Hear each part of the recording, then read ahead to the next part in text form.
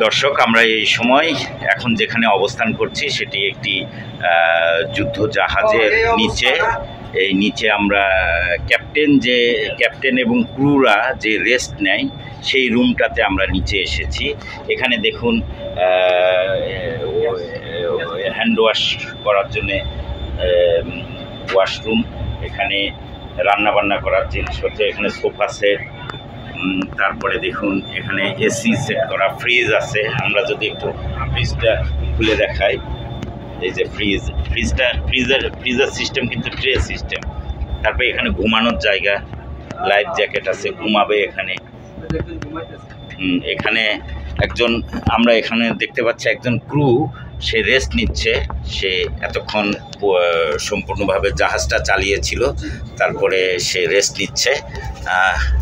খুব সুন্দর। দেখি অন্যরা কে কি বলে।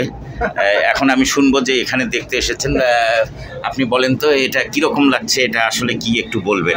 দর্শক, আমরা এখন একটি যুদ্ধ জাহাজের মধ্যে আছি এবং আমার ডান পাশে আমার বিপ্লবী কমরেড আমিনুল ইসলাম, বাম পাশে রয়েছেন ফজলু জনকণ্ঠের বিপ্লবী সাংবাদিক।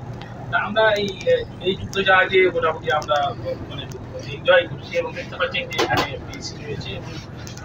এখানে যারা ক্যাপ্টেন অথবা যারা ঊর্ধ্বতন নৌবাহিনীর ঊর্ধ্বতন কর্মকর্তা, তারা এখানে বিশ্রাম নিয়ে থাকেন। নিচে একজন থাকতে পারবেন, উপরে আর একজন থাকতে পারবেন। এখানে ডাবল ডেক ডানে এবং বামে রয়েছে। পাশাপাশি এখানে রান্নাঘরের জন্য রান্নার আয়োজন করতে পারবেন জন্য এখানে যে গ্যাসের চুলা আপনারা দেখতে পাচ্ছেন এবং এখানে হাত ধোয়ার একটি দেখতে পাচ্ছেন। একজন দেখে পালায় গেল দর্শক, তো উনি পালিয়ে গেলেও কোনো অসুবিধা নেই। এবং পাশাপাশি এই যে এসি দেখতে পাচ্ছেন, খুব আরামে থাকতে পারবেন। এবং ওখানে আরেকজন জনি রাঙ্গান নামে একজন দুর্বৃত্ত সাংবাদিক রয়েছেন, উনি কিন্তু অলরেডি বিশ্রাম শুরু করেছেন। তাই বলছে দারুণ বিশ্রাম। তাহলে আপনার কেমন লাগছে আলামিন সাহেব? আমার অসাধারণ লাগছে, কারণ আমি মানে জাহাজের নিচে যে দেখতে পাচ্ছি যে এটা ফ্রিজ, এবং ফ্রিজ অলরেডি চালু আছে, কিন্তু মাত্র একটি বোতল। পাশাপাশি এই যে এটি খোলা যায় না, এখানে ফলমূল থাকতে পারে, তারা লক করে রাখছে যেন কেউ এখানে লুটপাট করতে না পারে।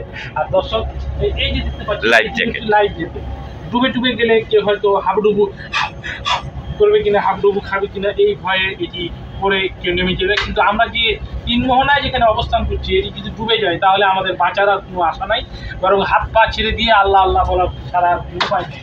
দর্শক, দেখতে পাচ্ছেন এটি হচ্ছে এই জ্যাকেটটি এবার পরা যাবে এবং চমৎকারভাবে পরা যাবে। ঠিক আছে আলামিন সাহেব, আপনাকে ধন্যবাদ অনেক। তো দর্শক, দেখলেন যে একটি নদীতে বা সাগরে যে যুদ্ধজাহাজগুলি চলে, সেই যুদ্ধজাহাজের নিচে ভেতরে ক্যাপ্টেনরা কীভাবে থাকেন বা ক্রুরা কীভাবে থাকেন, সেই ঘরগুলি আপনাদের দেখালাম।